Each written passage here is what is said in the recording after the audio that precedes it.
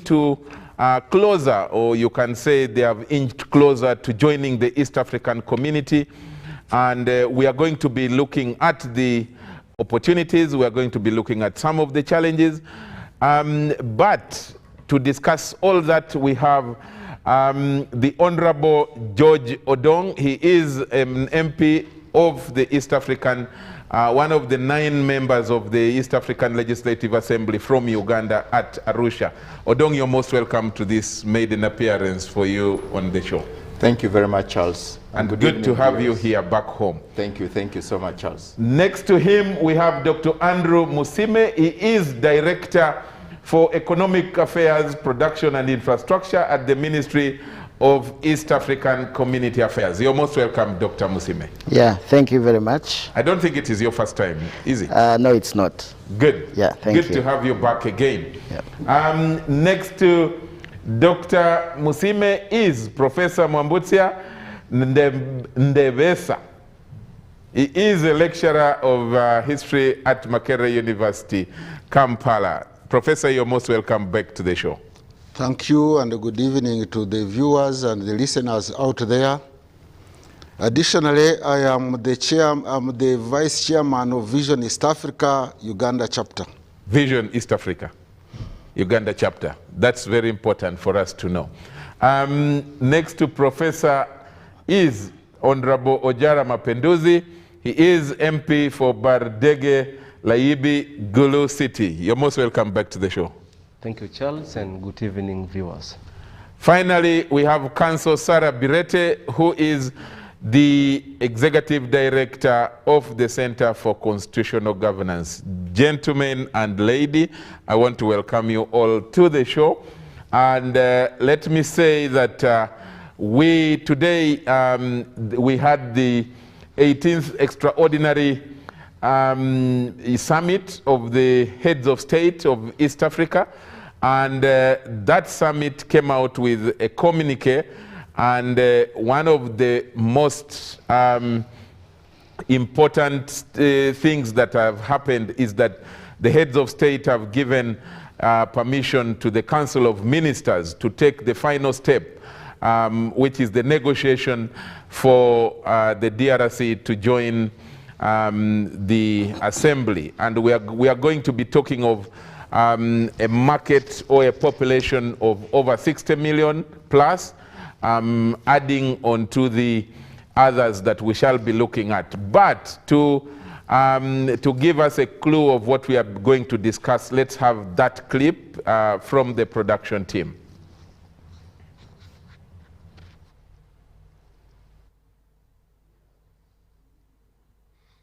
How do you solve the problem of prosperity? Ustawi wa jamii.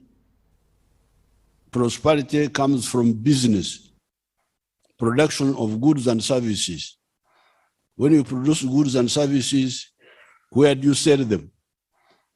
You sell them within the country, you sell them within the region, you sell them in Africa and internationally.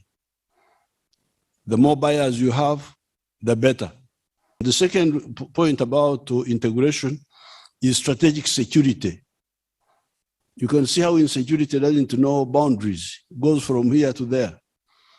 If we don't work together, we shall not manage the issue of insecurity. And finally, the people we are integrating are Nindugu. They are similar people. So it is easy for us. It's not like the Europeans who are trying to unite people who are different, speaking different language. Sisi tuko na lugha ya Kiswahili, which is a neutral language. So I'm really very happy, and I thank His Excellency for inviting us and the steps we have taken today. And I'm glad that many of the presidents attended in person. Thank you very much. Welcome back from that short clip. Let me start with James. You sit at this assembly, and you make laws to guide how the community really operates. What is the importance or significance of this stage that has been taken today? I hope you meant George, not James. Sorry, George.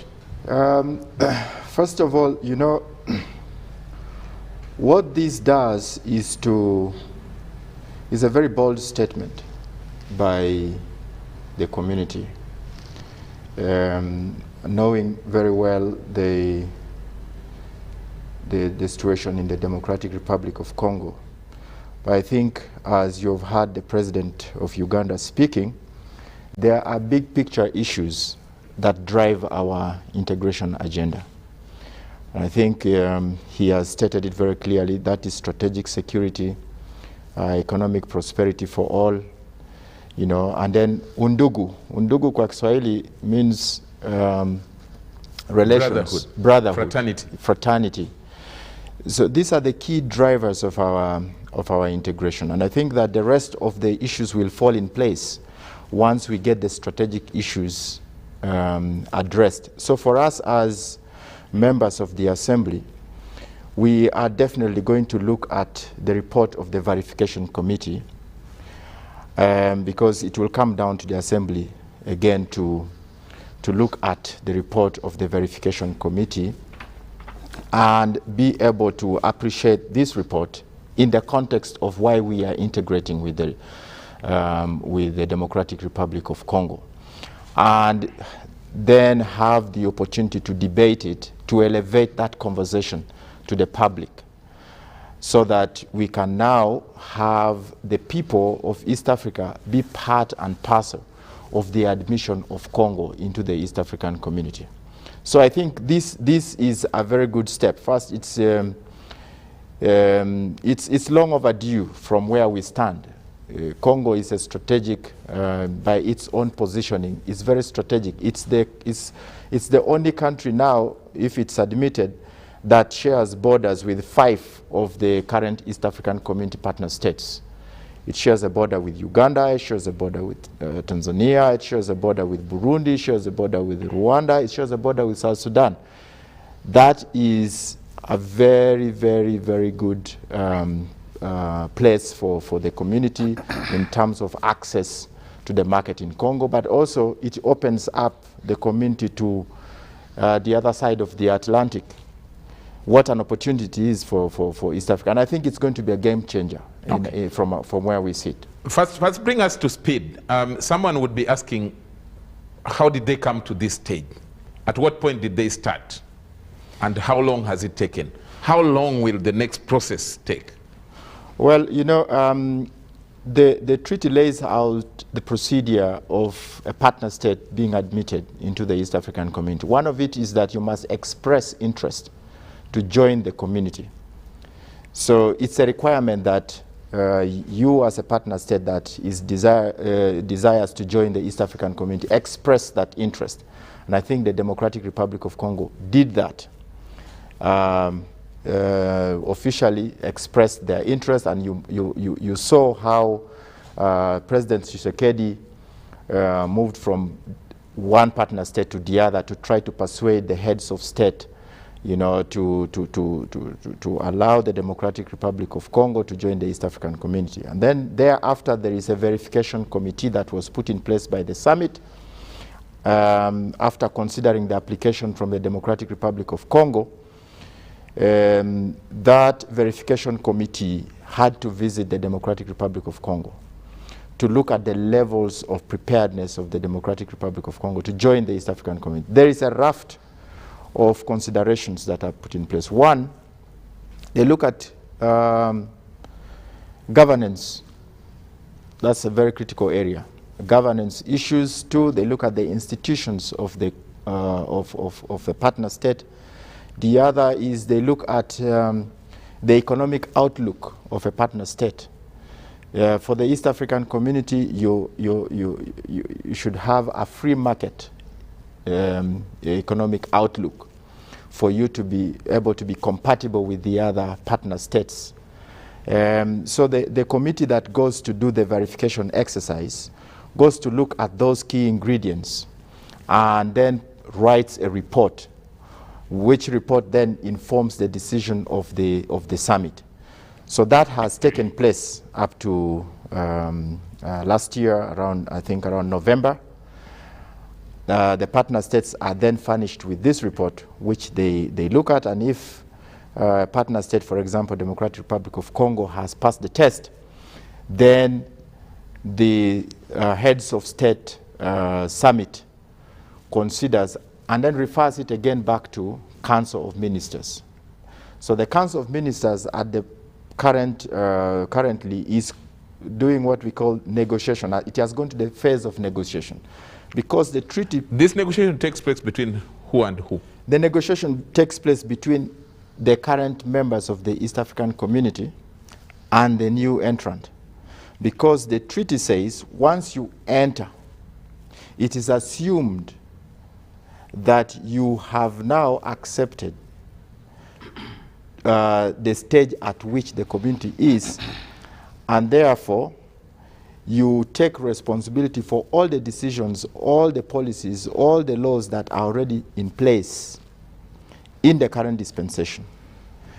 However, there could be exceptions, and that's why there is a provision for negotiations. So if there are areas that the Democratic Republic of Congo feels it has exceptions, it is subjected to the due process of negotiation with the community. Okay. And then there is a minimum consensus that is reached that then gives traction to the admission of a member state. So this is the stage at which it is at the moment. Once that stage is passed, then it goes to admission of a partner. So it is still work in progress. Okay. Dr. Musime, you have been at the ministry for some time. The last that joined was, I think, South Sudan? I think it was the last that joined before DR. Do you think that the DR, process is less cumbersome, or is it more detailed, more elaborate than that of South Sudan? Are there disparities in some of the processes going on? Thank you very much. So there are no disparities because the admission of any new member into the community is set within the treaty. Article 3 of the treaty, subsection 2, talks about the willingness of the members to accept any foreign country into the community. The same article, subsection 3, talks about the criteria that has to be, the test, you can call it, that has to be met by the intending member. So therefore, admitting one member today and admitting another member tomorrow follows the same procedure, the same test. Now, the most differences might appear in the intensity of the meetings. Now, the treaty again sets the number of these meetings. For example, that there should be 2 ordinary councils in a year and 1 or 2 extraordinary. There should be a summit on every 30th and maybe an extraordinary. Now, if the processes in between take place after a set meeting, then the consideration of the outcome of that stage will await the next available meeting. So that might set the only difference in terms of the speed. But in terms of what is required on ground, like Honorable has said, partner states have to undertake a verification process. Now, this verification process is also set out in the treaty. The treaty lists around 7 items, but during the council set out the terms of reference. We call them terms of reference for the verification team. Now, this verification team went on ground. I myself was part of that team. The team was able to interact with officials of DRC on a number of aspects. This team was able to collect data. The verification is about data collection, which is both physical, observation, and also reports. And then a report of this verification is now tabled to the various policy levels for consideration and approval. So all the partner states that have come That is in 2006, Rwanda and Burundi followed the same procedure. In 2015, 2016, I think, Republic of South Sudan followed the same procedure. So the procedure for the admission of new members into the community is standard. Now what might vary would be the timelines between which the decisions are made. Okay. Yeah, thank you. Your colleague George calls the joining of DR a game changer. You sit at the Directorate of Economic Affairs. To what extent do we expect the Congo joining to really change things around? Really, the chances of change, really a positive change, and that's really the desire. First of all, I want to take you back to the treaty, that the ultimate goal for our integration is political federation. We shouldn't lose sight of this. And all efforts are ongoing to ensure that we get there through a confederation and the constitutional making process that is underway. However, directed to your question, the admission of DRC, let me first look at the wider African picture. I will use one example. Under the AU, under the infrastructure program, they put up a program to connect Africa through roads. And there is what we call the Trans-Africa Highway 8. Trans-Africa Highway 8 is a proposed connection of road network right away from Central African Republic through Congo with a spur to Bujumbura, then connecting to Uganda and all the way to Mombasa. Now, DRC joining the community is going to be a reality to ensure that, for example, this Trans-African Highway 8 becomes a reality in the lifetime. Now, if that comes to pass, you will certainly find that, one, the movement of goods, physical goods across the belt of Africa from the Indian to the Pacific Ocean might be something that can be very possible, because at the regional level, we negotiate, we plan for these infrastructure projects, we work together for funding, and we see some of these already taking shape. Secondly, we can't underestimate the power of market. You heard the few words His Excellency President Museveni in the clip he talked about, because market, if you produce however much in terms of quantities, however good in terms of quality, if you put out these products to the market, but you don't have the consumption power, in other words, the minimal power in terms of numbers, people, you mentioned it, approximately now in the region, close to 200 million people, 197 or so, with also again a projected population of 80 plus in the DRC. If we have a market of close to 300 million people, it's not going to be a very small market. So we are very optimistic that by DRC joining, one, we are going to have a bigger market base, that's for sure. Number two, the level of cooperation where we have reached as a region, we cooperate in defense, we cooperate in peace and security, we cooperate in information and the security intelligence sharing and gathering at various levels. So DRC joining the community, and we are anticipating that, of course, what Honorable George was talking about at the negotiation level, one of the outcomes would be what we would call the integration roadmap. We develop a roadmap for integrating a new member by stating where they start, where they will be moving, and what we shall be monitoring in this particular process. I hope that in this sphere, especially if we fast track all the aspects to do with our cooperation in defense, security, and all those matters, we are likely to run a very big step in trying to solve some of the pockets of insecurity that are around this region. Okay. And that would be one of the, but in conclusion, as you have mentioned, on the economic side, one, the big market is a possibility. Of course, there will be issues to do with movement of people, access of these people into the market, But we believe that much of the goods that we produce, as well as services within the region, if a share of this taps into the DRC market, it's likely to bring many of our local industries propel to new levels. Okay, good, Yeah, thanks. thank you. Let me come to Professor Ndebesa.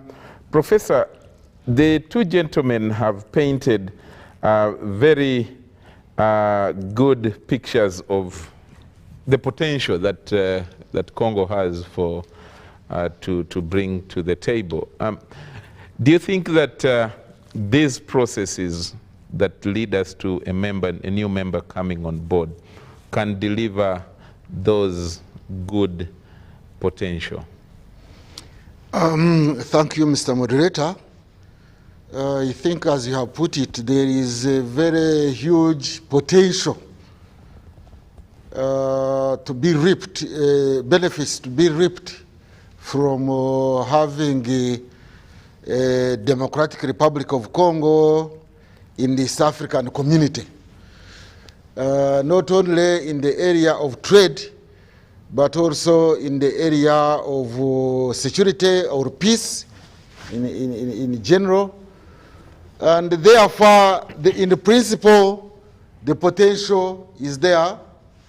But the question is this potential going to be harnessed just because DRC has joined the East Africa?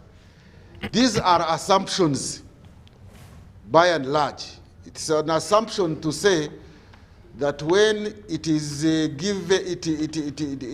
DRC is permitted to be part of East African community, therefore the dividends will be shared. It does not follow. Okay, in 2007, I think Rwanda joined the East African community, and Burundi. Burundi. Yeah, are we trading with Rwanda today?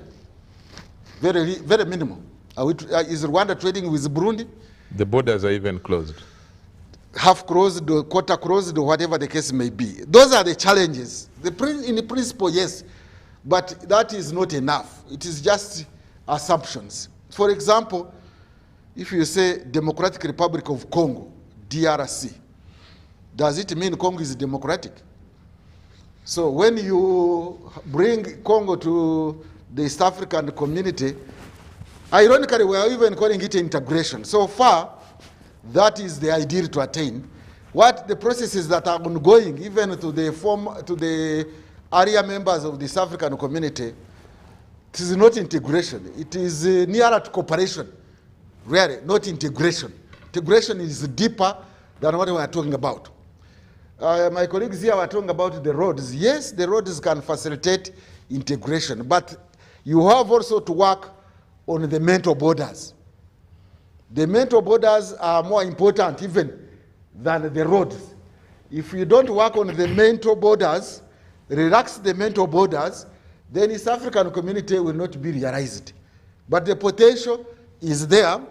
But why the potential might not be realized is what actually my colleagues and the president have talked about. None of them, and they are government officials, and they are the ones who are actually leading the integration. There is already this assumption which is written in the treaty that the East African integration is private sector led. No, it is state led. And these state leaders of ours are avoiding good governance.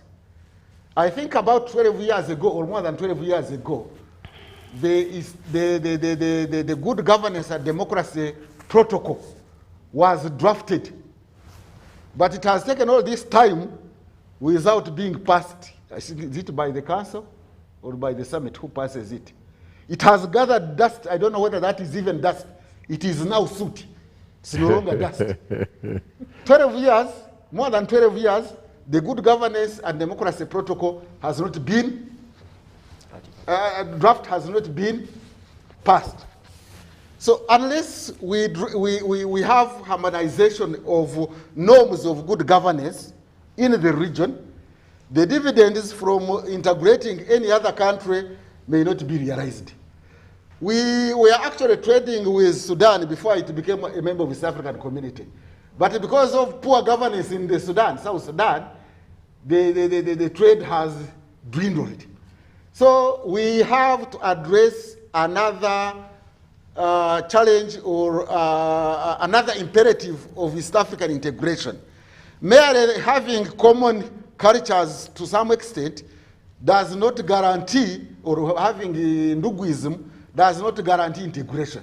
By the way, even when you marry two twin sisters in one family, there is no guarantee that they will not fight. They will fight. And it doesn't mean that people who have been living closer to each other with similar cultures cannot fight. They can also fight. So what we should put in place, what we should also invest in addition to the roads, of course, and infrastructure, in addition to having legal systems, we need to work on good governance and democracy in the region. Otherwise, we are likely to integrate authoritarian states. And this will create more crisis of the state. We already have a crisis of the state, of the national state and subnational states. Now, when we add on the bigger supranational state or transnational state crisis, then we may not go very far in the process of integration. So, Mr. Moderator, I want to add on the question of the economy and the question of infrastructure and the question of culture, the imperative of good governance, which must be addressed, or which should have been addressed as early as yesterday. Thanks a lot. Honorable Mapenduzi, during the discussion online, the president of Tanzania, Suluhu, said that there are a number of untapped opportunities that, I think it was actually Uhuru who mentioned that, untapped opportunity that will come from, that exist in Congo. Do you read that as one of the drivers of this move to bring Congo on board? Or it is bigger than that, or it is wider?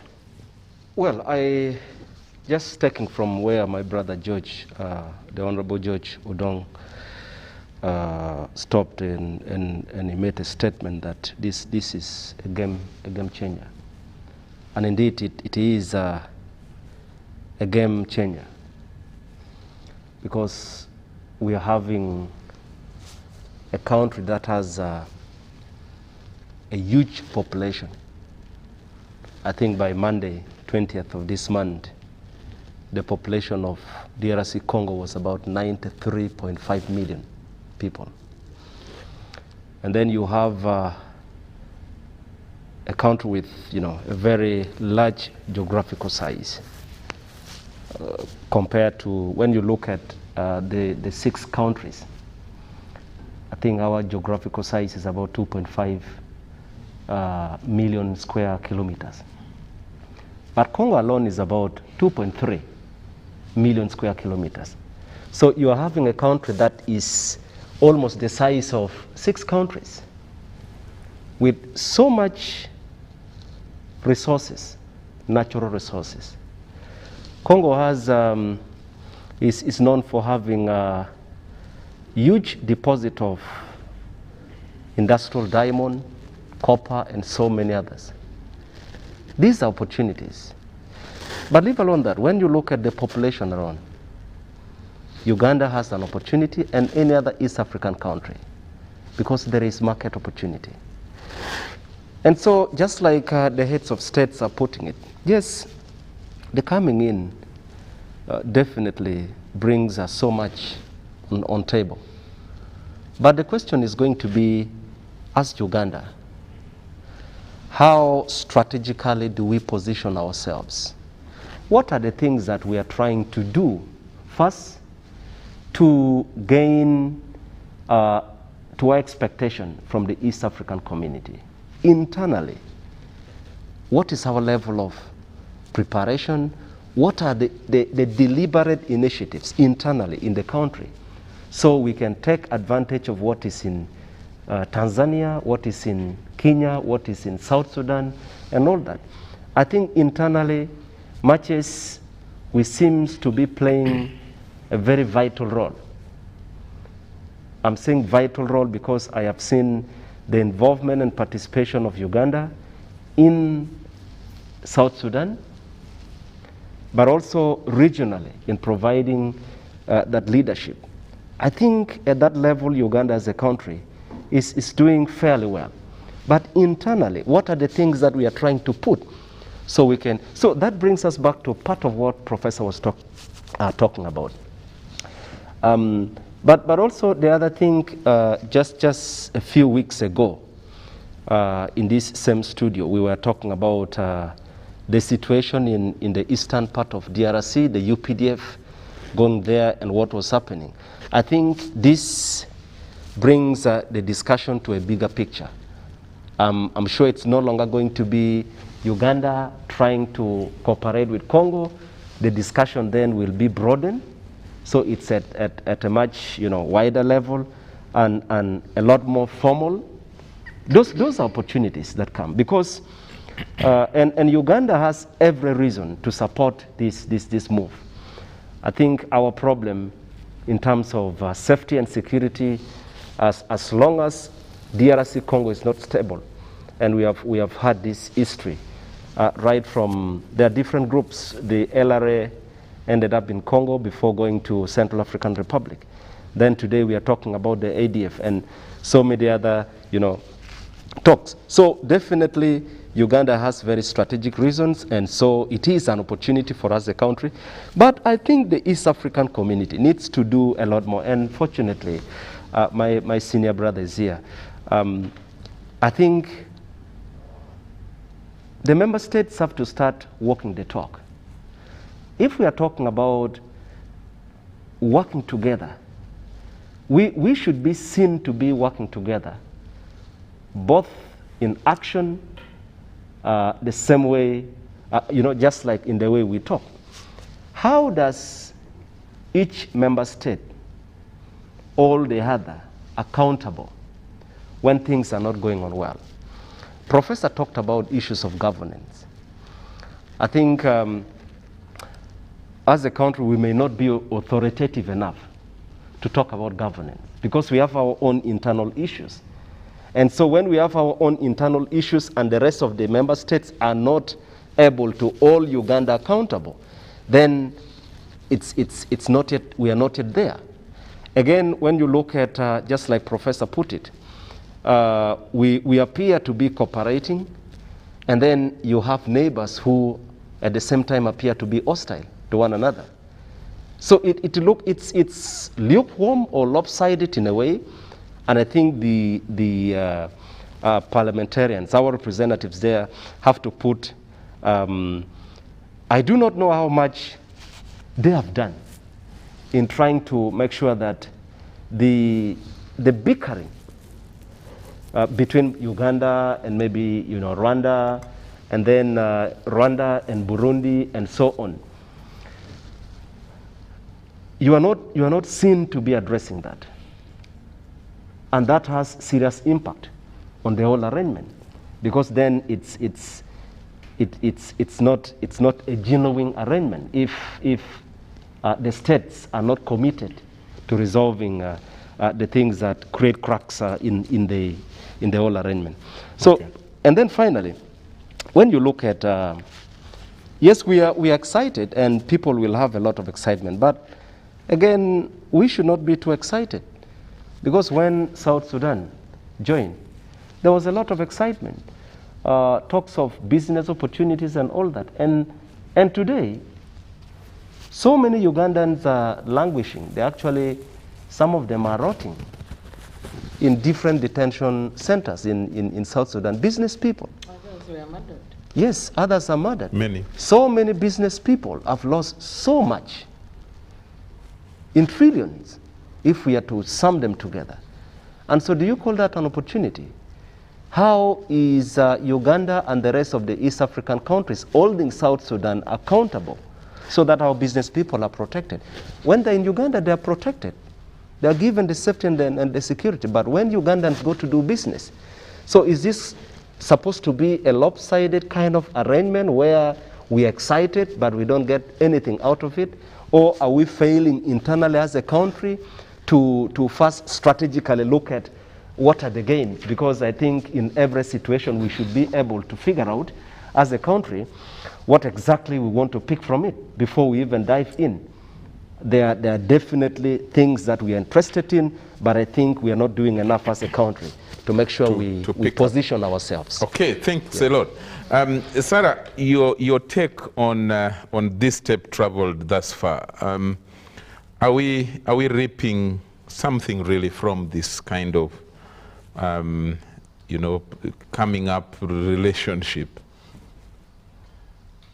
You know, many people get excited over DRC. It's a rich country, the richest endowed in Africa. Vast lands, vast resources in terms of minerals and the timber and the rest. So it creates excitement right from the time the Europeans were in Africa. So, but many people also get swallowed up in DRC at the same time. The excitement has not resulted in good endings always about DRC. Let's look at the hopes and dreams. Uganda and DRC are discussing infrastructure proposals. Some of them launched in June. We are in, joint deployment of troops to flush out rebels in DRC. Rwanda and Burundi has signed agreements to promote investment, mining, and elimination of double taxation, June this year. Kenya and DRC have agreements to boost trade, security, and transport, and Kenya has also offered to open diplomatic outposts in Goma and Lubumbashi. Kenya also contributes troops to MONUSCO, the UN troops that are in DRC. Tanzania opened a new port on Lake Tanganyika, with a railway link to Lubumbashi in 2020. And then the EAC adopted French among its official working languages in preparation for, admission of DRC. I saw the president saying we speak one language, but which one language do we speak? His own countrymen don't know Kiswahili. There are very few Ugandans who are fluent in Kiswahili. Or something similar to. I don't know. People say Kiswahili was born in Tanzania, Don't bring grew that up in one. Kenya and died in Uganda. And We was don't buried know. and was buried in Congo. Yes. So which one language do we speak? Burundi has been struggling with the English. I think they were liberated with the adoption of French because there are few Burundi people. Have they given up?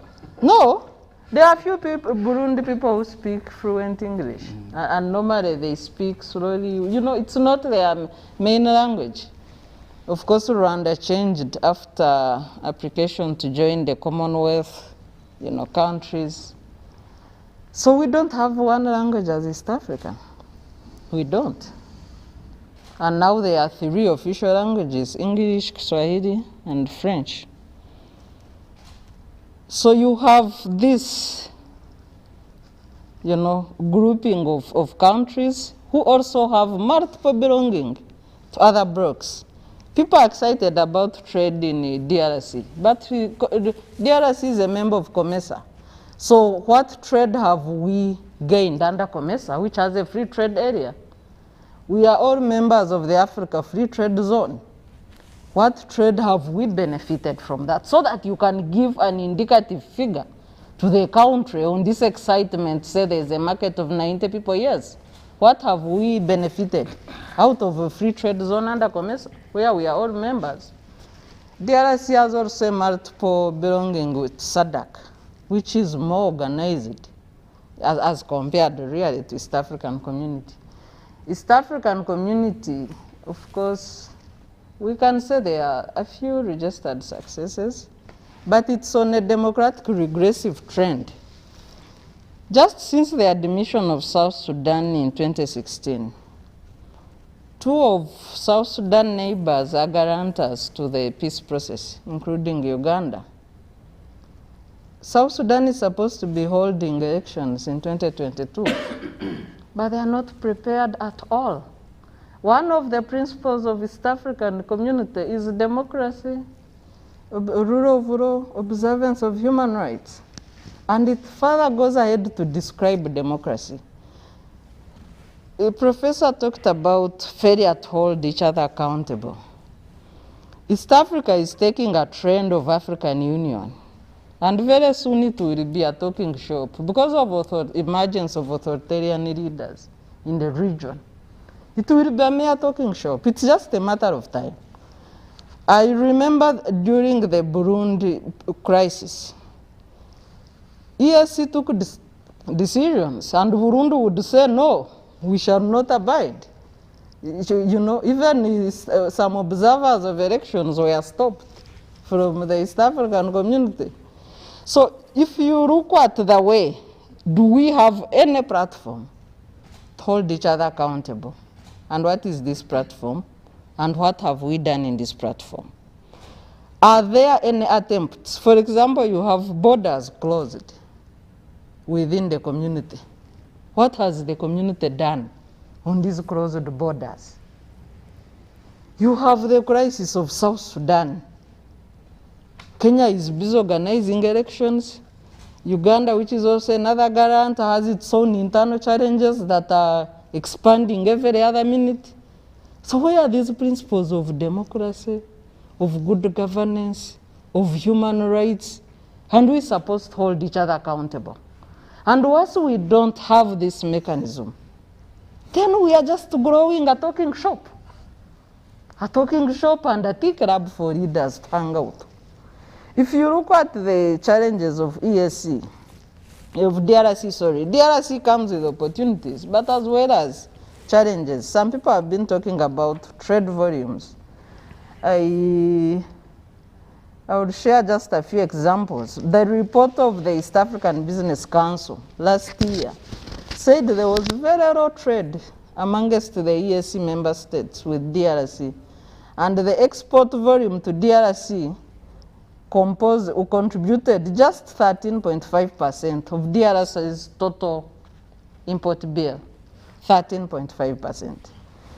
In 2019, in 2018, EAC countries exported goods worth 855 million to DRC in 2018. In 2019, Kenya exported goods worth 132 million and imported goods worth 19 million to DRC. Rwanda exported 372 million, imported 16 million. Uganda exported 267 million, imported 26 million. Burundi exported 19 million and imported 2.7 million. But if you compare with SADC, where DRC is also a member, SADC took the lion's share of the market, with South Africa taking up $1 billion, Zambia taking up 866 million. So Zambia's share alone in the DRC market is bigger than a combination of all East African countries in the DRC market. So all these countries have free trade zones. So what are we going to do differently to make sure the excitement in the verbal communications results into something tangible for the citizens of East Africa? There's a challenge of insecurity and routing. I hope maybe since DRC is joining the community, maybe to protect itself from the routers who are members of the community. For example, this year, Uganda alone gold topped our foreign exchange earnings, and we do not have any large deposits of gold as a country. Where is it coming from? Maybe the East African chief can tell us. You remind me of the other saying in the West, that how comes the day when my ship disappears is when the Professor Ndebesa should be the one. Is when the hyena starts defecating wool. There is circumstantial evidence that it is this hyena which ate the sheep.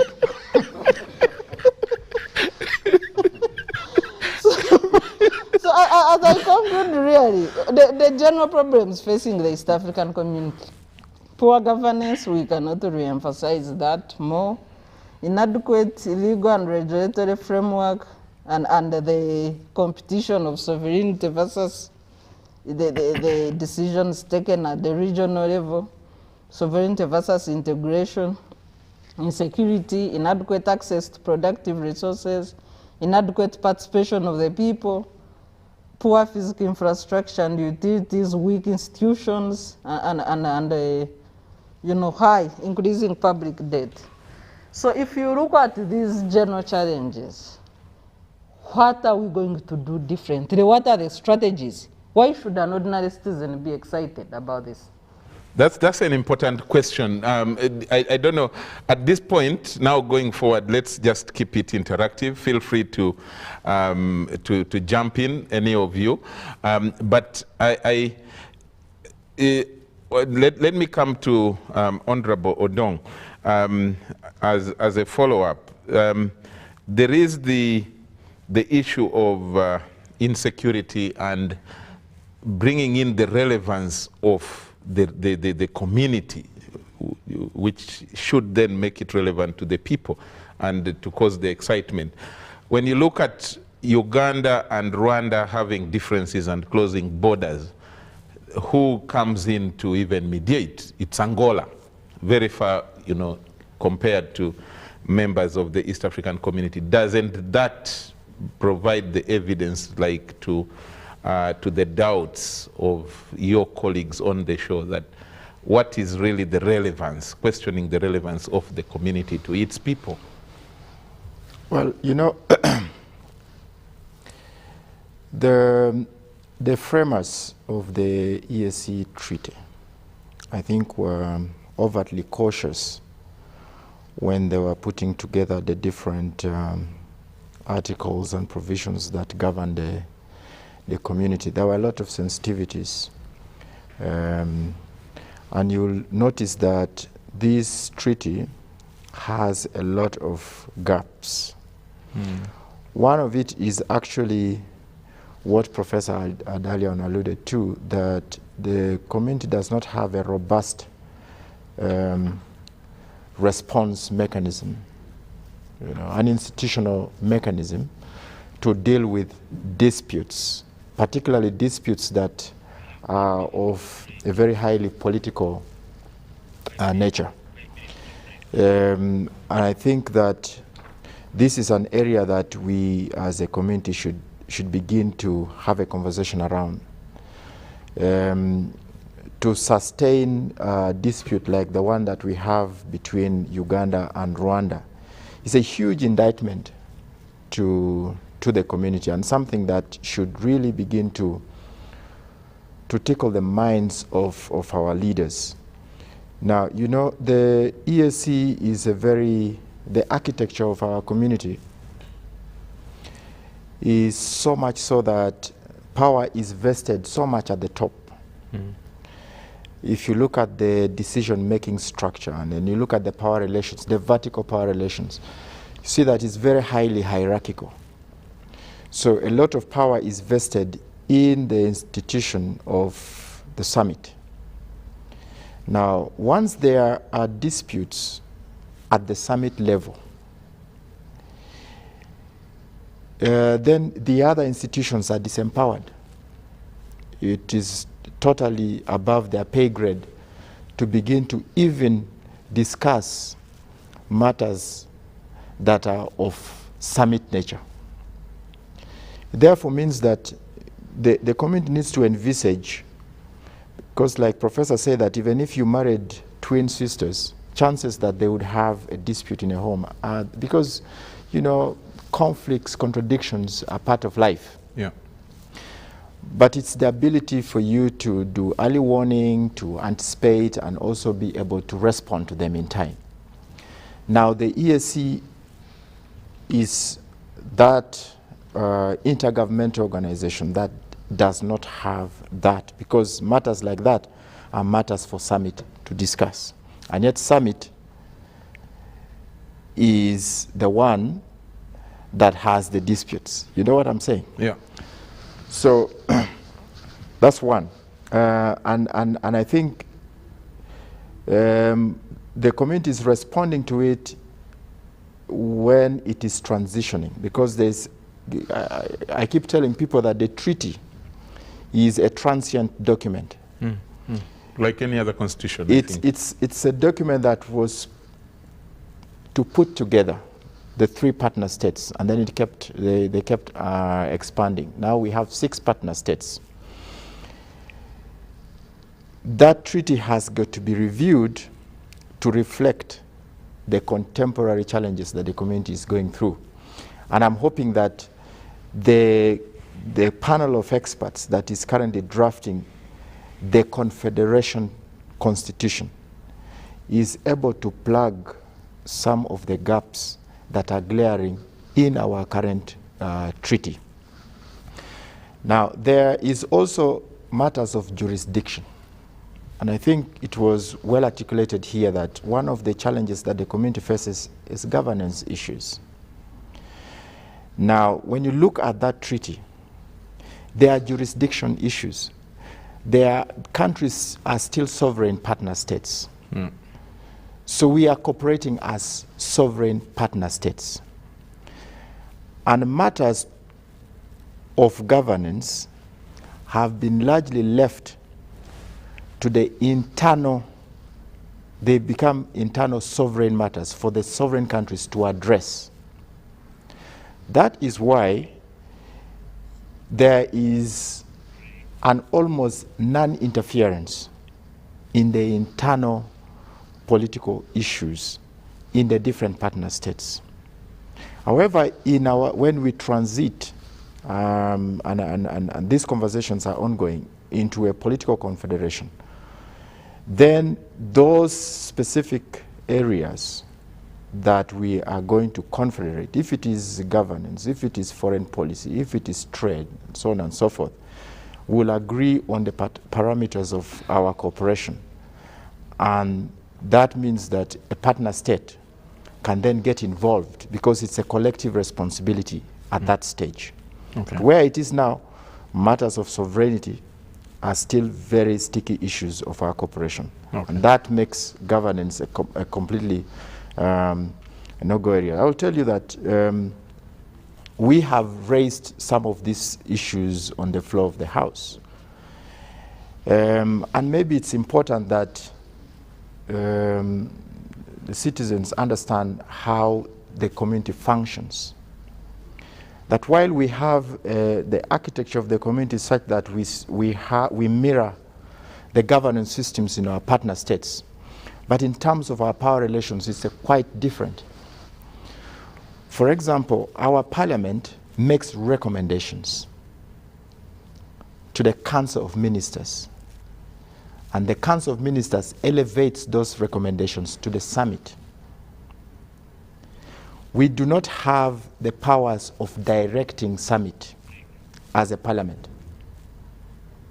And this has been done deliberately because in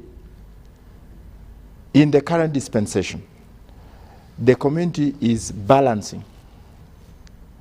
When the treaty was being put together, there was a delicate balance of interests and power. And this is an intergovernmental organization. So even when we deliberate on matters of cross-border disputes, for example, if we deliberate on the floor of the House on matters of our relations with our partner states, they are meant to be escalated to the most powerful organ of the community, which is the summit. So there is a certain level of discretion that is being exercised by the Council of Ministers and the summit. It is different from, say, a parliament in a partner state in Uganda, for example, where parliament has substantive authority to cause certain decisions to be taken. The other thing that I think has emanated from this debate today is about how do we position ourselves with the coming in of the Democratic Republic of Congo. I think the question should be how, as a country, we need to have that internal conversation about sharpening our strategic interests in the region and see how best we can achieve those strategic interests. We are going to discuss that strategic issue, interest issue is going to be a subject for our discussion with even examples after the break. Fantastic. So first hold it at that point. Let's take a break right now. But we will definitely come to that discussion. This is behind the headlines. Let's take a break right now and we will be right back.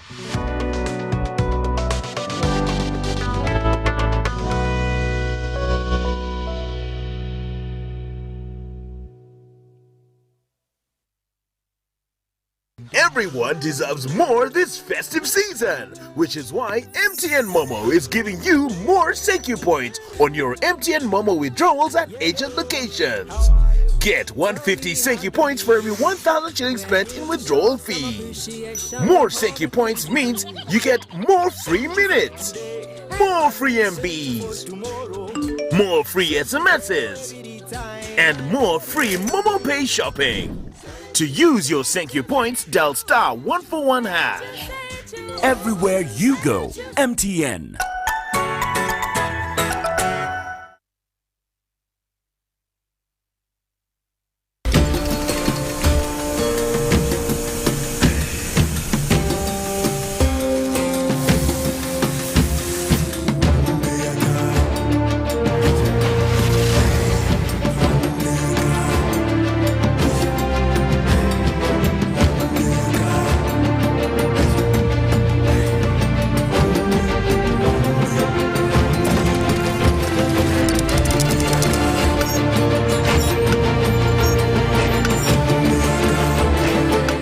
Introducing the all-new Roofing's TMX 500C rebars with cut and bend surfaces. Roofing's, strength of a nation. Transact and win money after money with Airtel Money. 1.5 billion shillings in cash prizes up for grabs. My name is Mulage Sahod from Tororo District. I'm so happy that I'm a lucky winner of the 10 million Uganda shillings man after money promotion with Airtel. I can't believe it. It's just like I've been reborn. It's the best day of my life. The more you transact, the higher your chances of winning. Airtel Money. Instant, secure, borderless.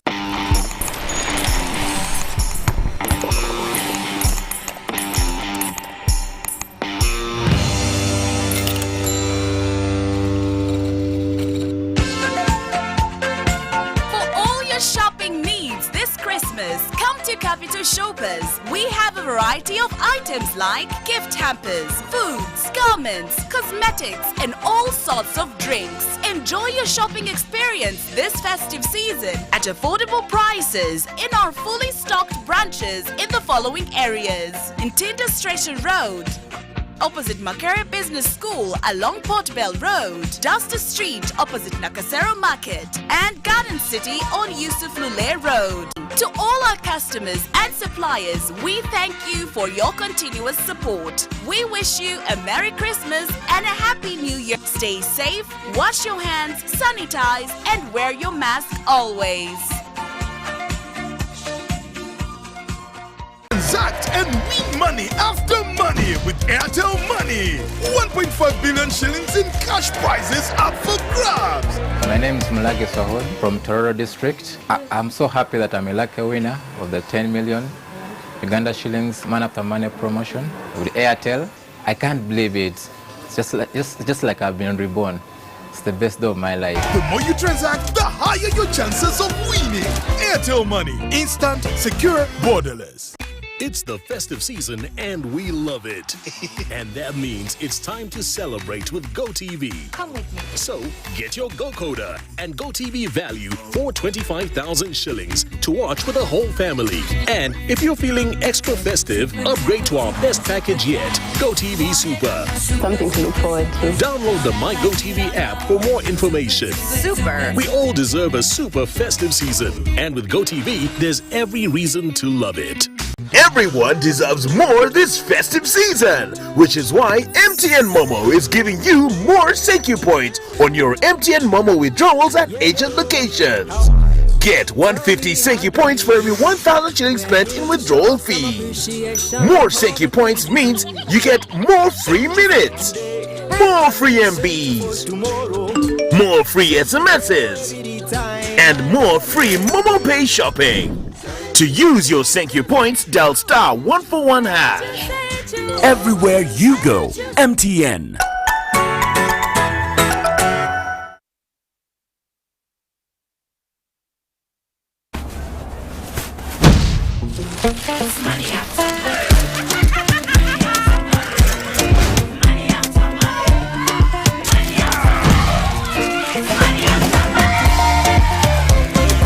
Transact and win money after money with Airtel Money.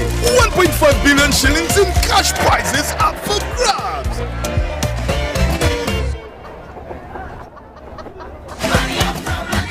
The more you transact, the higher your chances of winning. Airtel Money. Instant, secure, borderless.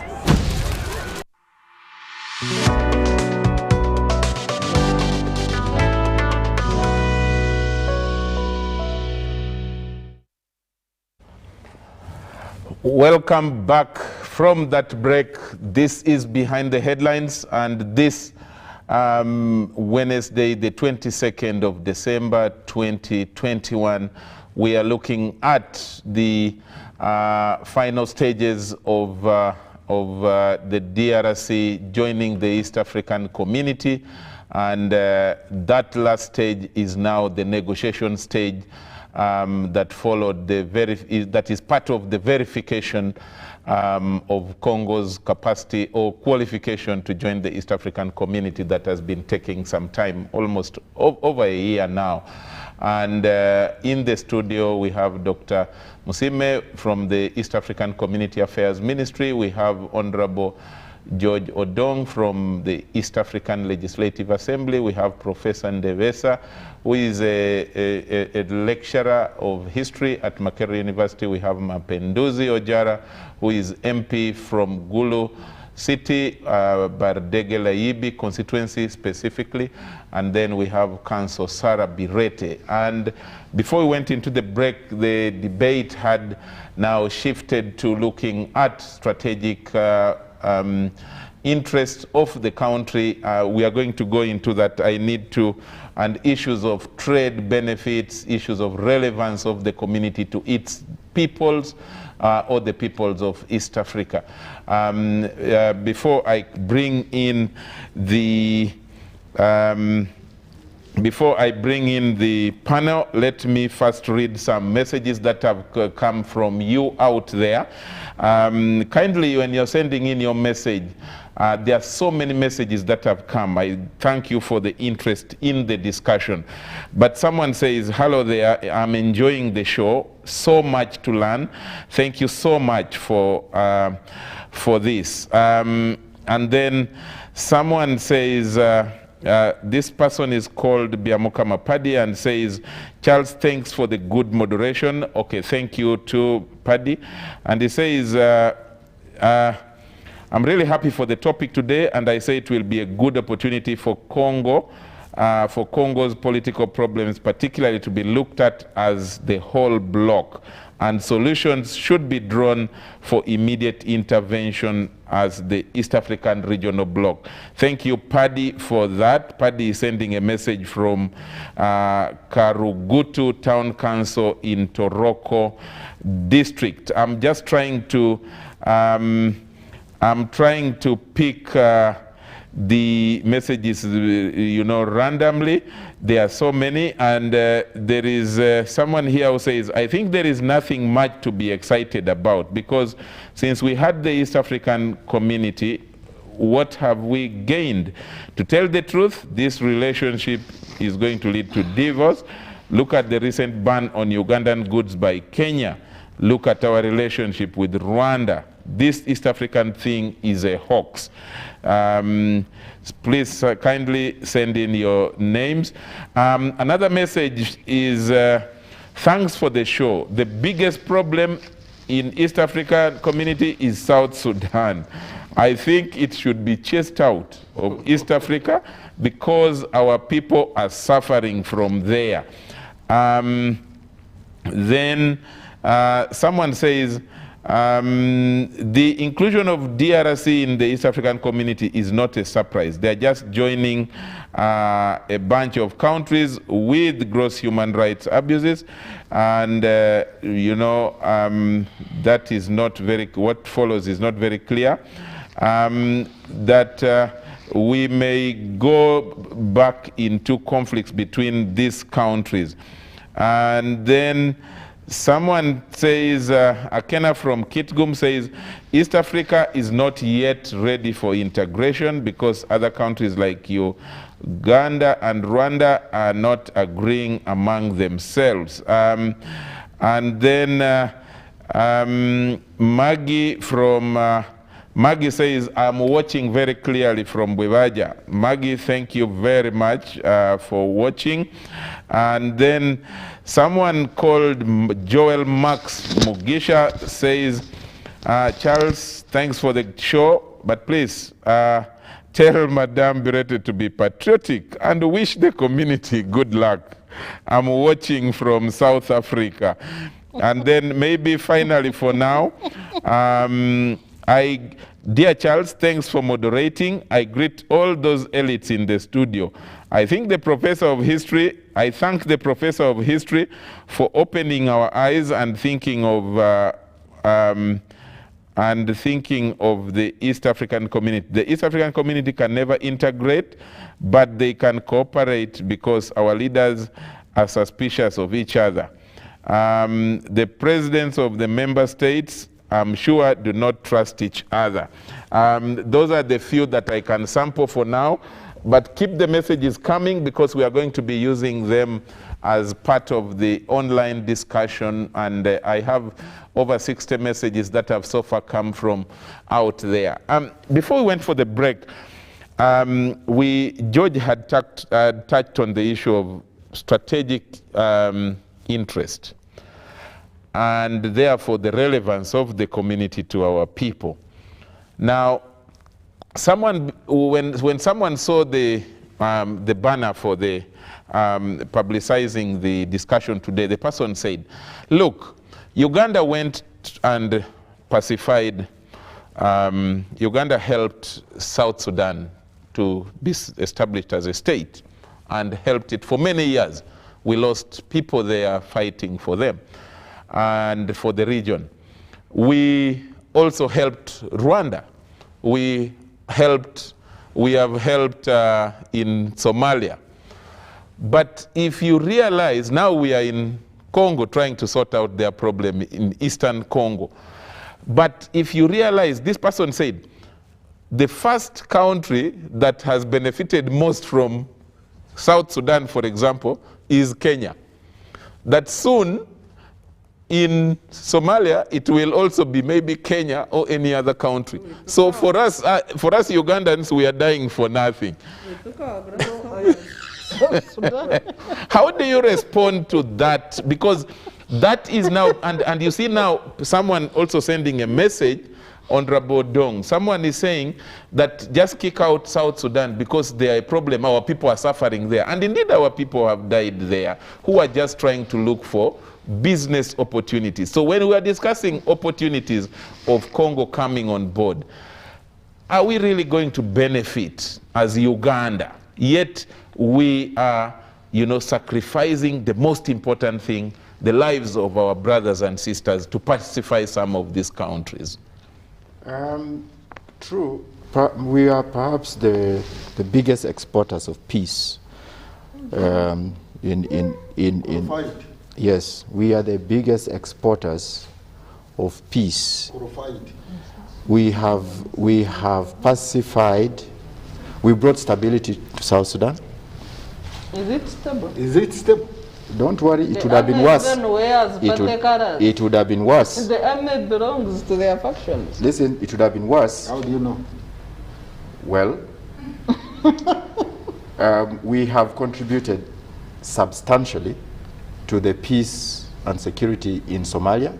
You know it. We have, today you know that we have put our boots in the eastern DRC. So in terms of our commitment to peace, it's not questionable. And we are leading, you see, we are leading with the power of example. Because, you know, we can only trade in an environment of peace and security. We have done that quite substantially. I think the issue, and that's where I had stopped initially, is that what is our broader strategy when it comes to matters of EAC or regional integration, or even Pan-African integration for that matter. Last week I was reading that Equity Bank had sponsored a delegation of 150 business people from Kenya, and they had landed in Kinshasa.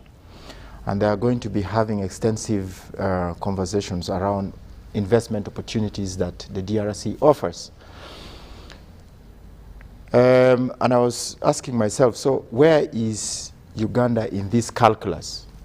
I think that is where the conversation should be. We should intensify at the technocratic level, at the political level, debate around what is it that we can benefit from our investment in peace in the region, because we are investing substantially on peace and security in the region. We are putting in, we are into bilaterals with the Democratic Republic of Congo to open up the eastern part of the DRC so that we can have access to the, you know, the biggest challenge that the DRC has is actually access. So we are trying to make sure that DRC, the eastern DRC, is accessible so that we facilitate trade. But we have to, that's a big picture issue. The big picture issue here is that we are saying we want to facilitate trade. But we must go into the nuts and bolts of how we do it so that the ordinary Ugandan business person is able to access the market in the DRC. Okay. The ordinary citizen in Uganda can begin to feel the benefits of our investment in the DRC. That's the kind of conversation that we should be having in our political spaces, and also with the technocrats that are manning the different sectors of our economy. Dr. Musime, when you hear that Equity Bank has already transported 150 business people or interests from Kenya, from Nairobi into Kinshasa, and for us now, we have boots, like Honorable Dong says, in Eastern DRC. And God willing, in 2-3 years, there will be maybe perhaps relative peace there. And we have nothing to pay back for our economic waste. Do you plan for that strategic, relationship going on at a business level? Thank you very much. Maybe quickly before I get to that, if you allow me to respond to two issues that really were raised, which are very critical. The first one, the admission of any member into the community is not the members of the community that go out shopping for that member. Because in our previous discussion, they were feeling that maybe because of the resource endowments and all other related issues, DRC was shocked to come into the community. It is the willingness of DRC by expressing, that's what the treaty says. Yeah. And second, I also wanted to mention that if our community was doing as badly as pictured by Sarah and Professor here, then you wouldn't get members outside this community trying to join it. I don't want to join other analysts and whatever who rank the EAC as the best. Could be a group of unholy alliances. Not really. No, authoritarians want to be together, of course. Not and protect each other. No, of course, Professor. What I'm trying have vested interest in authoritarianism. Not really, because what I want to express is the fact that when you look at our treaty, we cooperate under 4 pillars. We cooperate in 17 areas of cooperation that range from education, science and technology, infrastructure, and there is a lot of tremendous things that we have done that we really would want to take time when in the future to highlight this. Under those 17 areas, we cooperate in 230 sub-areas. Standards, we have harmonized over 1,000 standards in terms of the goods that we trade, and to mention but a few. So therefore, to me, it is a disservice, sincerely, to many Ugandans if we look at only one side of the coin. It's very, very important, moderator, that there is another side of the coin which certainly indicates to us that this community, maybe if you allow me there to... are already 2 hands. Yes. Just a quick question related to what you're saying, Yes. Dr. Msimi. Yes. The principles of East African community Yes. include settlement of disputes, Yes. good governance, adherence to principles of democracy, rule of law, accountability, and transparency. Those are the key principles of the community. Yes. Can you explain to citizens where the community has promoted its own principles? No, quite many. You see, the principles of accountability, you see, this is what George was trying to tell us, that integration is a journey. I really want you to appreciate that. Yeah. Let me come to that. We are integrating under 4 pillars. There is progress in each of these pillars now. Unfortunately, we have also come to learn that from the theory of integration, it is hierarchical.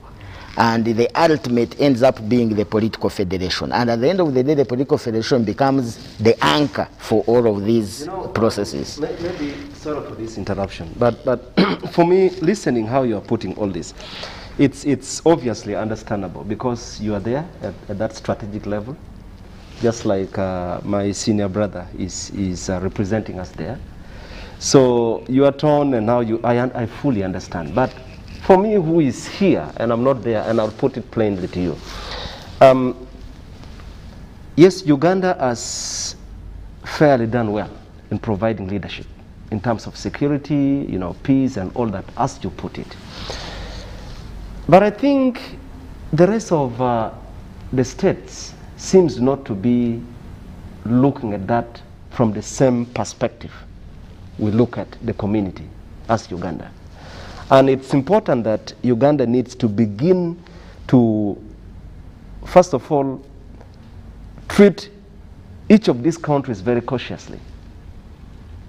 And I'm saying this in good faith. Why? Because I think we are surrounded by neighbors who are very selfish.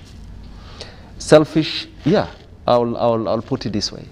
But do you have a shared agenda in the so-called peacemaking? Well, let me bring it. Because you see why I'm saying the neighbors are selfish. Uganda is celebrated for being a very welcoming, very generous country, globally, in terms of providing, hosting refugees and all that. But leave alone that. Looking at the community, the East African community. Tell me which country in East Africa treats foreigners the way Uganda does. We provide the best environment, almost the best. Let me put it this way. But when Ugandans go to these other countries, they are treated so shabbily. Even the business environment we are talking about, the business environment right now is becoming even a lot more unpredictable. The other day, our maize grain got burned. Uganda's grain has aflatoxin, and then the next day, let me finish this. And yet we have the best standard. You'll come in. You'll come in. Just drive this point home, and I no. Just in just few seconds. Yeah, sure. So one day we are told we have the worst maize grain, and then the next day there is no justification and say, oh, there was so we can continue. How much frustration that does that cause? And then the other day they were talking about eggs. Then in Uganda we are so welcoming and we allow business to flow. So Uganda needs to start acting cautiously. Yes, we have to maintain the spirit, but know that we have neighbors who seems to be hiding a few ideas behind while trying to be committed. The other thing that I wanted to touch on very briefly is the question of my brother George put it much clearer. How so much,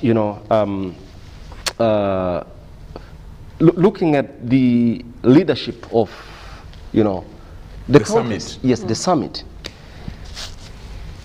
Who can call each other out of that summit? That's actually where we have the biggest problem.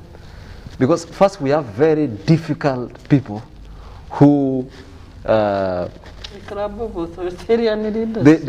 a group of... That's not right. No, let me say this. I will because I'm not borrowing that. I will help Musime not to answer that part. Yeah. Because he's a technical, he's a civil servant. Actually, you will step on. Maybe Odong will answer, but later. Yeah. So what I was saying is that I think looking at Uganda and the rest of the countries, with total honesty, President Museveni, as our head of state, has demonstrated that leadership, an elder and trying to play cool and all that.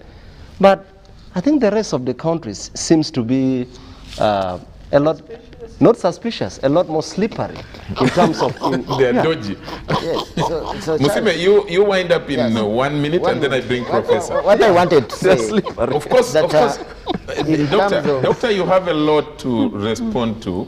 But let him limit himself just to limit the yourself technical to the issues. technical issues. You don't have to deal with so that all I don't want to take you on a slippery slope. No, we want to leave that for these other hard guys. No, sure, because to me,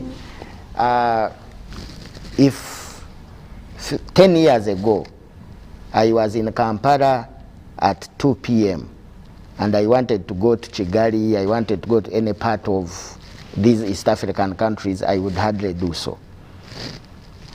Now, if I get on a bus, even in some countries with my national ID, I will go as far deep as I can. Is indeed the opposite. No, this is this is just the challenge. Actually, 10 years ago, I went to both Rwanda and Kenya, and I left here by bus at 10 p.m. You have reversed the whole In fact, now I cannot. No, you see, because you see the situation we are in.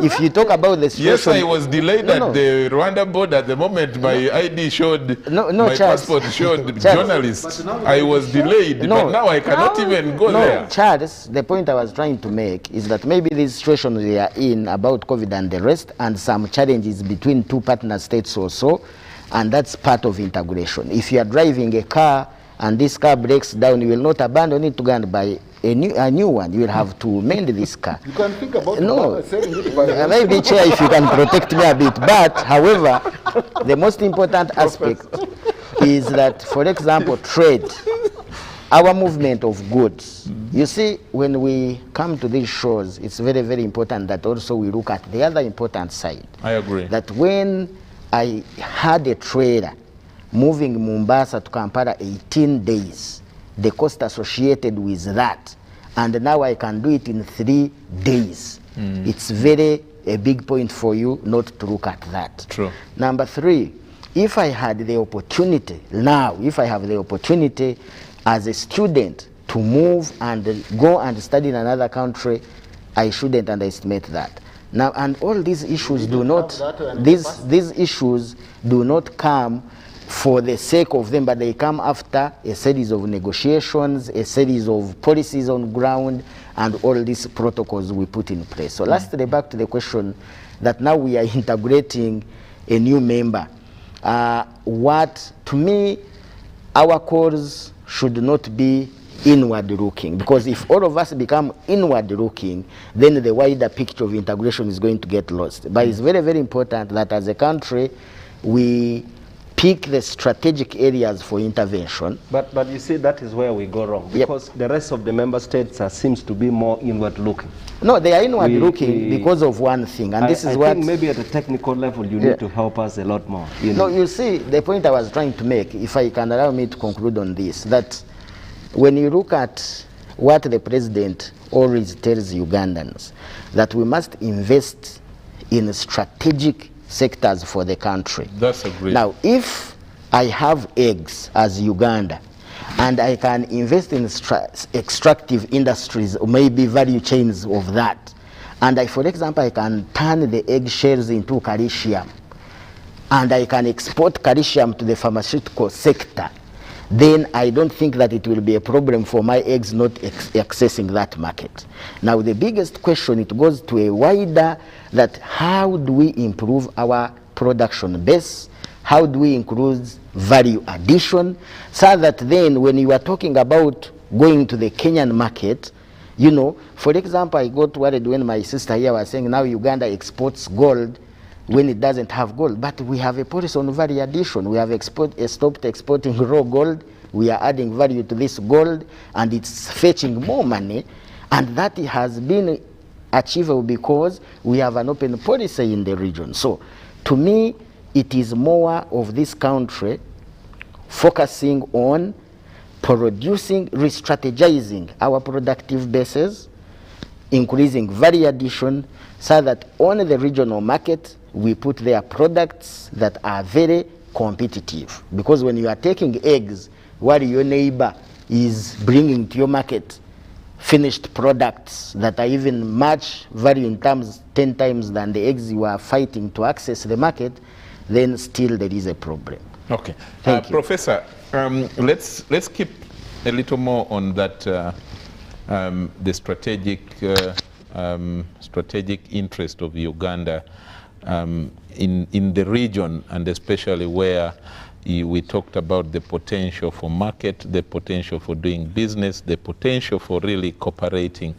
How better should we handle it as a country, given the dynamics that we have seen during this discussion?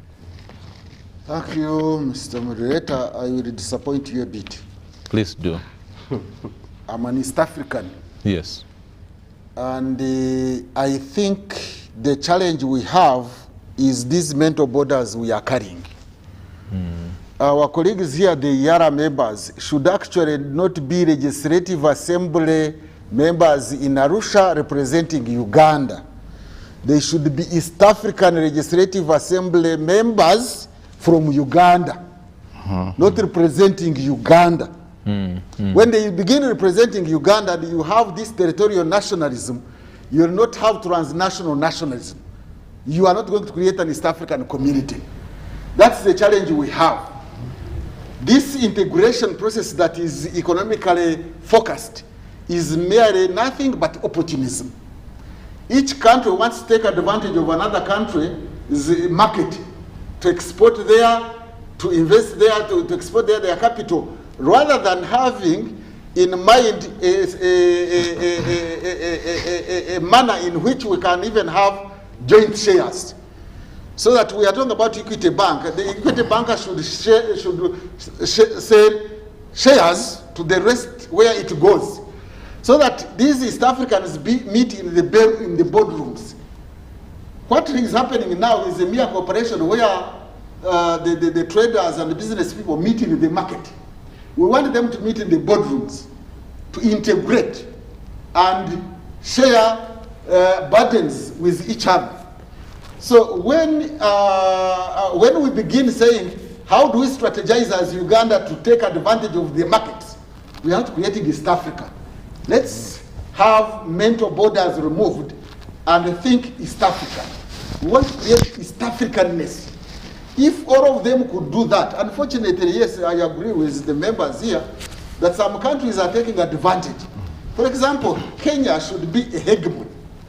Should be a hegemon like Germany is a hegemon in EU. It actually pulls up the other members like Spain. It even pays for their existence in the EU because it is a hegemon in terms of economic power. Kenya is an economic power. As you know, Kenya's economy is more than 3 times that of Uganda, whereas the population is almost equal. It is actually going to the upper middle income when we haven't gone to the middle income lower. So it should be playing that role. But what Kenyans are doing, business people, now even professionals, the lawyers and whatever, they are resisting others. They want to dominate the others, and that's not the spirit of East Africanness. So we should not also follow what they are doing in Kenya, that we begin having territorial nationalism. Let's have transnational nationalism in order to create an East African community, integrated and East Africanness. Now, these members of IARA should note something which I want to mention here because I may not have time to mention it. Another challenge that East African community is having, Berete had already pointed out one, where there is multiple membership. If you have got a common tariff regime, and yet you begin having one member in SADC, one as in COMESA, I think Congo might be in another one in Central Africa. I don't know how we are going to integrate having a common tariff regime, external tariff regime, when we are multiple members. That's one challenge. But the worst challenge, which people are not noting, is that when we created this African community, we are supposed to negotiate trade agreements and other agreements with the outside East African community countries together collectively. What is happening now as I talk, Kenya had already negotiated a trade partnership agreement with EU. It is now negotiating one with UK. It is actually already negotiating one with USA. Now, when you begin negotiating alone and leaving others, they have now abused the operational principle. Berete was talking about the fundamental principles. There are also operational principles. There is an operational principle of variable geometry, where a country or some member countries can move faster and another one can still stay behind. That was supposed to be an exception rather than the rule. Kenya is taking advantage of this, and I think Rwanda is also following suit. They are also beginning to negotiate alone. By the way, even on that principle, it has to be agreed first that if you request to use that principle, it has to be agreed by consensus by all the other partner states that yes, you can take an exception. Thank you. For some reasons. Yeah. Thank you for that. But what happened in the past, actually, there was one time when there was a coalition of the willing. There was a time when Uganda, I think Rwanda and Kenya left behind Tanzania and Burundi, and they were not happy about it. We almost broke up at that time. So the principle of variable geometry has been abused in these negotiations, external negotiations. So what am I talking about in this whole process? Unless we are taking East African community as merely a fashion, let us sit back. For example, my take would be that we should give more, cede more, some more sovereignty to Arusha, to the institutions in Arusha, in order to enforce these directives and rules. Our East African Community Secretariat is just, sorry to use this word, it is just a toothless bulldog. They cannot enforce, even when Kenya violates rights, or Tanzania, or whichever country, they are just quiet. They cannot do something. We have got East African Court of Justice. It needs to be given more powers to bring order, to bring some countries to book, to order, when they flout East African community treaty provisions and protocols. As of now, any country just flouts them, then the other ones have to retaliate. When you begin retaliating against each other, when you are in an integration community, then you are not doing much, really. So we need to give teeth to the Secretariat to bite. We need to give teeth to the East African Court of Justice to bite. We need to give teeth the East African Legislative Assembly to hold the summit also accountable. As it stands now, we are just jostling around, then opportunism, I want to benefit this, I want to do this, each country is taking advantage of the other. I thought our ERA members should be East Africans. To the extent that you can even disagree with your country and say, no, we want to promote East African community. Look at this policy of Bubu, by the way. Let me comment upon it. Personally, I disagree with Bubu. Why? Why? If you are now building East Africa, how do you start building Uganda? If you are going to build East Africa, how do you start building Kenya? Because you should start from building locally, then you open up but Mr. Moderator, globally. Remember that all, according to the Common Market Protocol, all goods originating from this region are supposed to move freely. Yeah. Now, when you say Bubu, or Kenya also has an equivalent of Bubu, then you are stopping goods originating from a member state to flow in the country. So we should actually be promoting East Africa. It should be built by East Africa, build East Africa, and at least vis-a-vis the other countries. But when you start creating these territorial nationalisms, these cocoons, it is just actually tribalism within East Africa. And tribalism within East Africa is not going to build transnational unity, transnational nationalism, transnational norms, which should be our aim. Otherwise, we are just tinkering around, doing this and the other, just taking opportunity that let's raise strategies in order to take advantage of the others.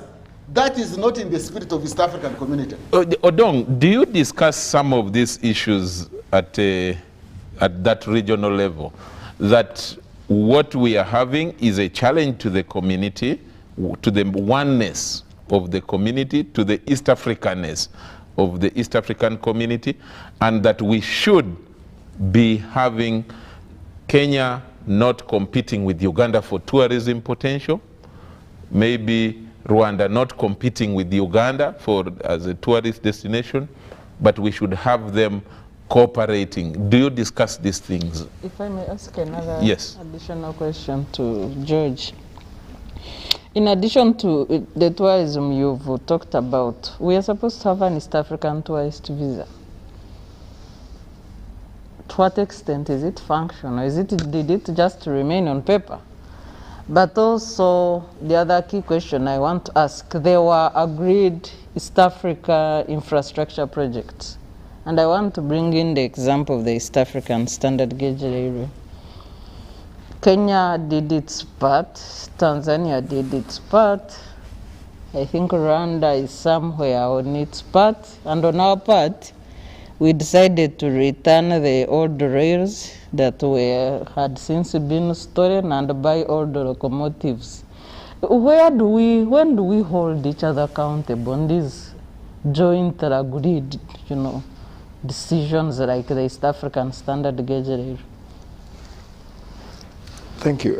I think I said initially about the character of our community in terms of its structure, the institutions, even including leadership.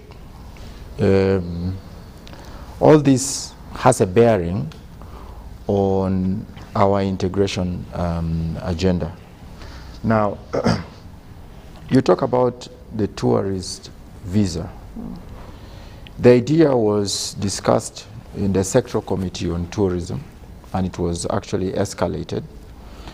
I'm aware that, for example, Uganda, Kenya, Rwanda, and South Sudan have,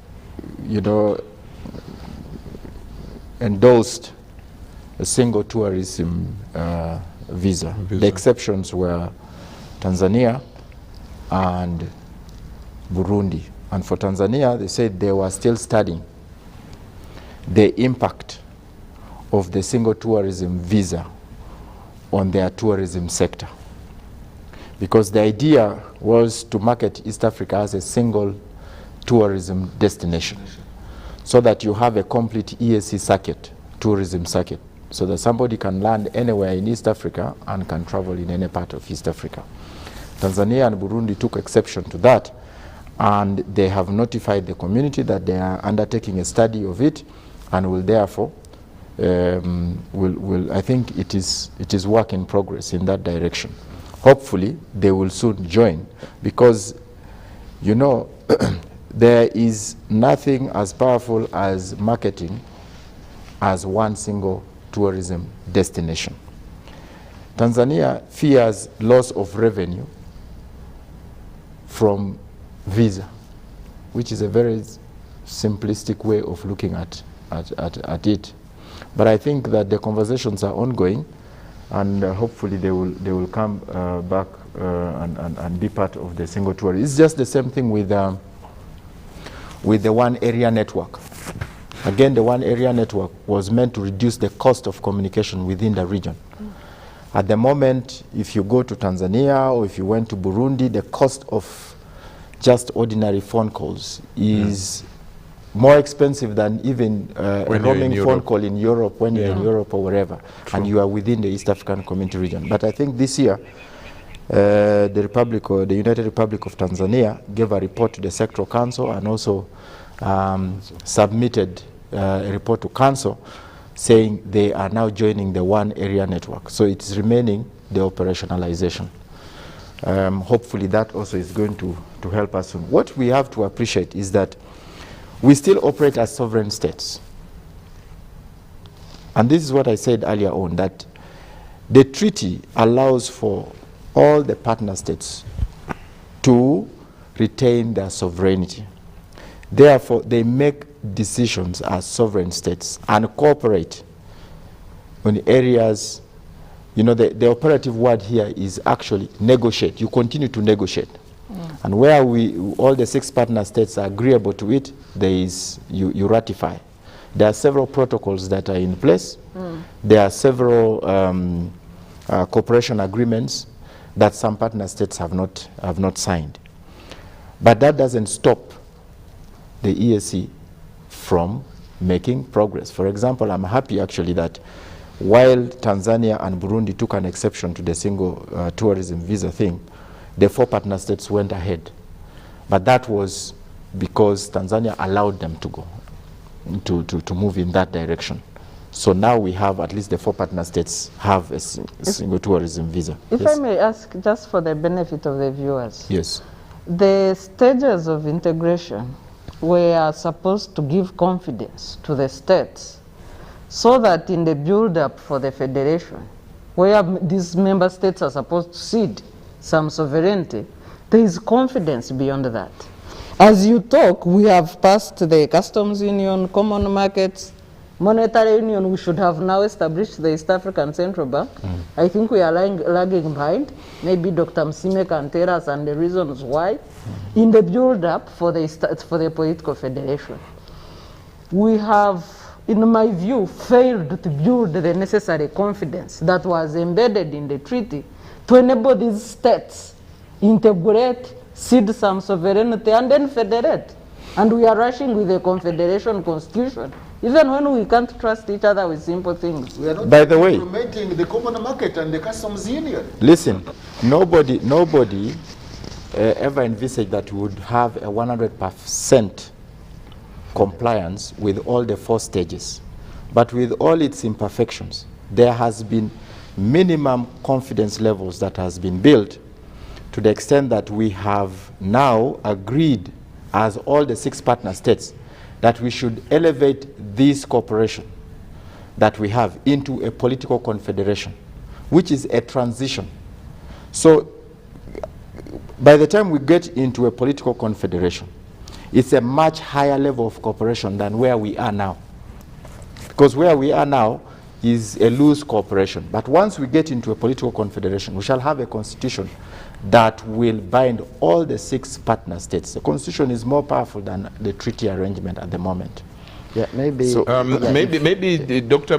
Musime, one of the things you should tell us as an update, how much % do you think you have achieved of the customs union what percent of the common market have we so far achieved as a region, and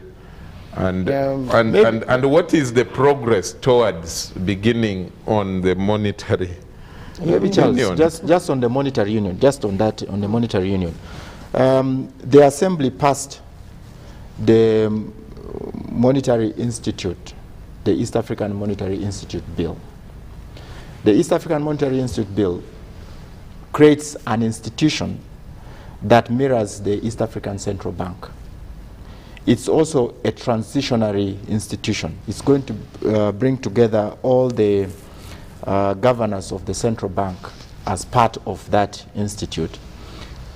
And they are working towards the monetary union. We also passed the East African Statistics Bill, which is now which is supposed to be an East African Statistics Act. That also is going to aggregate the statistics in the region to help us with the economic analysis and all that, bringing it together to support the establishment of the East African Monetary Union. So this, in terms of the legislative requirements, we are up to speed. The issue is the actual implementation, the creation of these institutions. I think by last council meeting, the discussion was about where is the headquarters going to be of the East African Monetary Institute, and the constituting the boards and all the other support organs, you know. So there is forward traction in that direction. The problem is actually the speed at which it's being done. Okay. And I think that's where the problem is, really, for EAC. The speed at which we are implementing some of the commitments that we reach is very, very, very slow. Again, because perhaps also, you know, money, the dues of the states is paid as and when, you know, they... No, just to me really, the speed sometimes might be looking to be more problematic, but it's very, very important. That remember, we take decisions by consensus. And that's also a big problem. And it's a big problem, but which you is see, also a once big you have hindrance. attained the consensus, then you are sure that you're going to move. But of course, going for percentages now, I would be really not giving the correct picture. But the only thing is that, yes, under the customs union, we have pushed a very bigger progress. Under the common market, I think we are pushing, except we still have challenges in Annex 7, especially about movement of workers. The only problem that has really hindered that is the differences we have, especially in our academic systems, and the slow in the level of movement in terms of how we are negotiating what we call the mutual recognition agreements of the various professionals and the rest. Of course, yes, Honorable has brought us to speed under the monetary union. Under the monetary union, yes, I agree that by 2024 we should have a single currency. In a run-up to that, we have to establish 4 institutions. The IAMI, which is the East African Monetary Institute, that will be turned into the central bank, the Statistics Bureau, the East African Financial Services Commission, and the Compliance Commission. Now, the stage at where we are in those is that 2 of them, bills have been passed. Now we are we established teams to do bids. Actually, we bidded. The Secretary General wrote, the law is that once we are establishing an institution of the community, the Secretary General will write to the partner states. The partner states have 30 days to respond and put in bids. When the IAMI bid was put to written partner states, Uganda, Kenya, Tanzania, and Rwanda have applied to host the institute, which will be turned into the central bank. The Secretary General has requested partner states to nominate experts who will go form a team of verification. Now this team will be visiting all the partner states to verify their bids, and then the process moves on. Lastly, of course, the most important aspect and some of the challenges we are facing are in the last pillar, that the issues of governance, the issues of sovereignty and the rest. And where we are now is that summit took a decision after consultations that we should go for a political confederation. Now, the summit also took a decision that we need to write a constitution. A team of experts is already working on this. They have done consultations in Uganda and Burundi, and we are challenged by the COVID situation. But the approved roadmap now is that in January and Feb, they will do consultations in Kenya, in Feb and maybe March in Rwanda. And the target is that by June next year, all the consultations will be done, and the model will be presented to summit. Now, once the summit accepts on the model, then these people will be having 1 year to write a constitution, and then they will decide on how the constitution will be, the draft will be discussed in the different partner states. Okay. We are left with less than 5 minutes. I'm just going to give each of you 1 minute, I think 40 seconds actually, so that we wind up the discussion. For me, it is very interesting, but we will need to discuss, we will continue discussing this. Sarah, your way forward on all this, where do you want Uganda to be and the East African region in the next 1 year, or even when DRC comes on board? The mission of EAC is to widen and deepen economic, political, social, and cultural integration.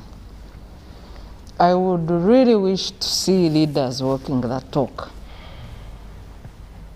on the principles of EAC, which are, you know, the key ones that are really at a challenge today are peaceful settlement of disputes, because you can see the standoff between Uganda and DRC.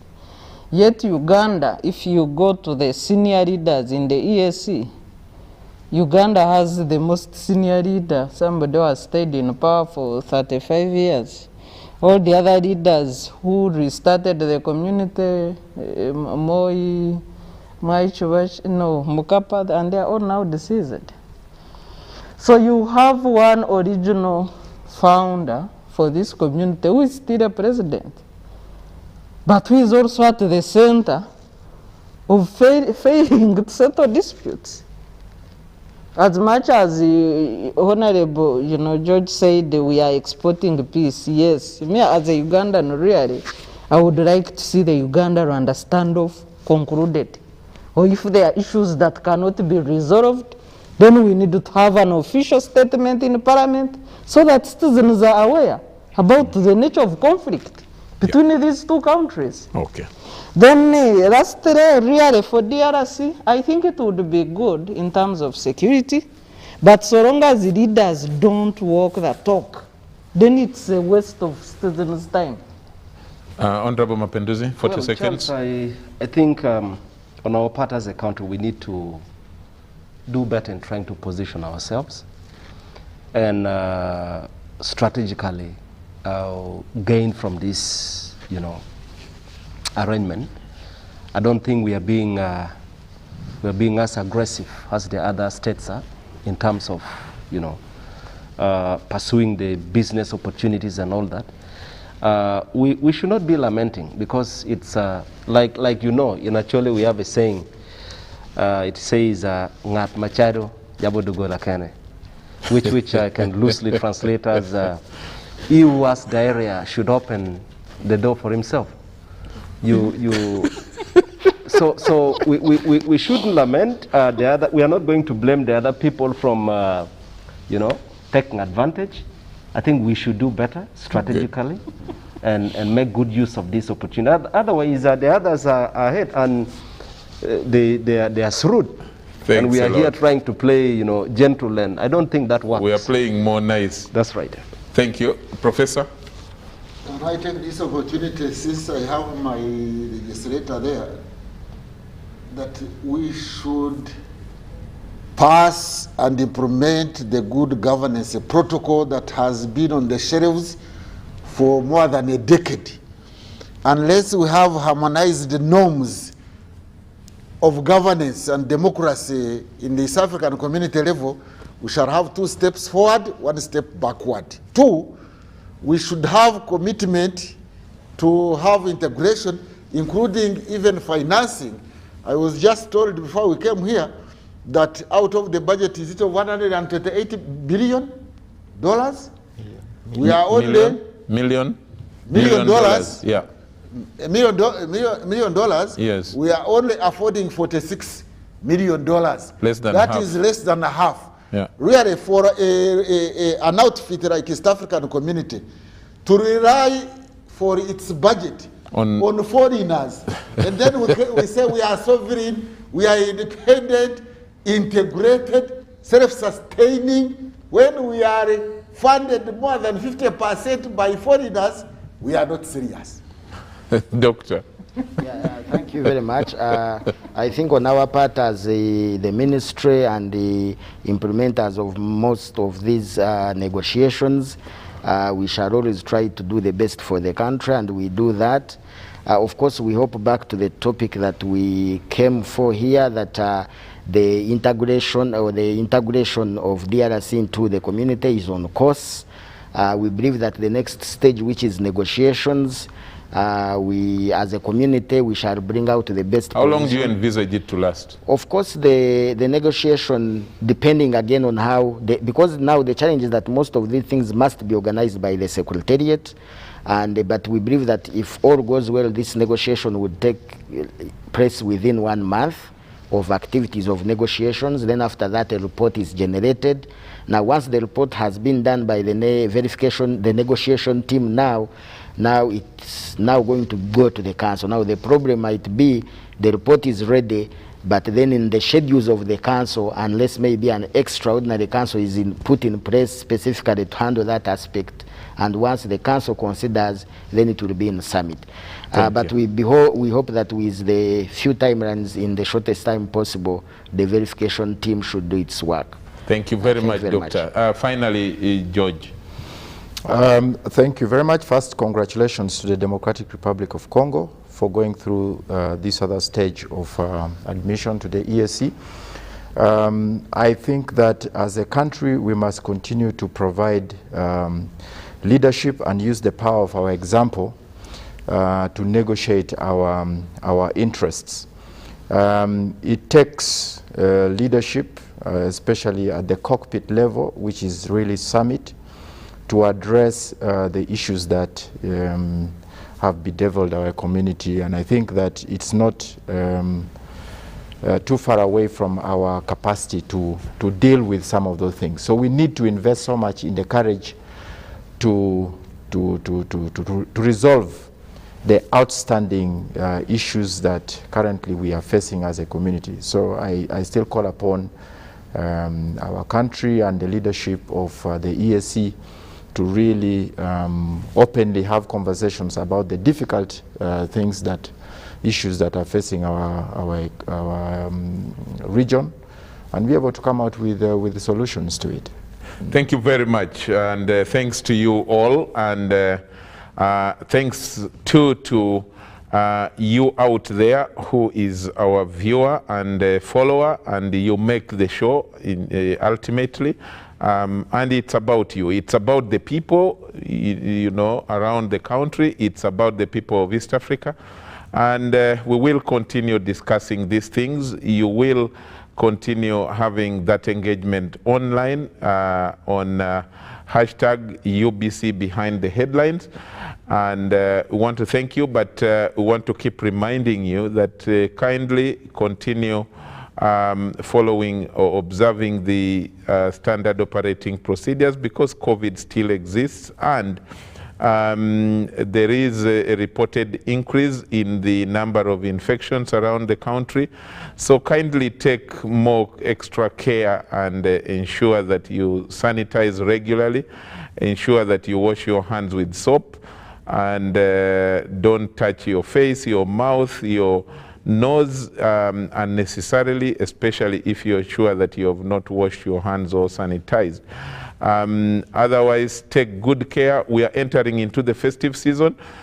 Christmas is this week, and I want, on behalf of Behind the Headlines, to wish all of you out there a Merry Christmas, and keep it merry, less risky.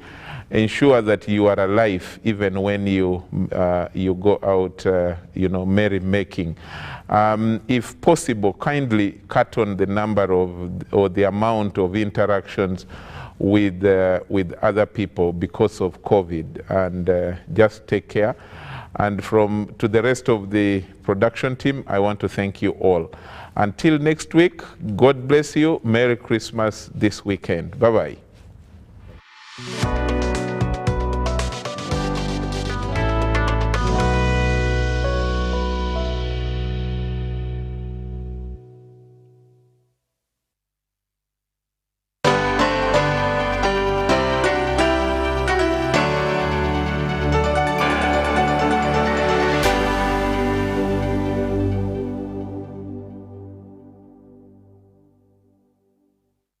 Everyone deserves more this festive season, which is why MTN Momo is giving you more Senkyu points on your MTN Momo withdrawals at agent locations.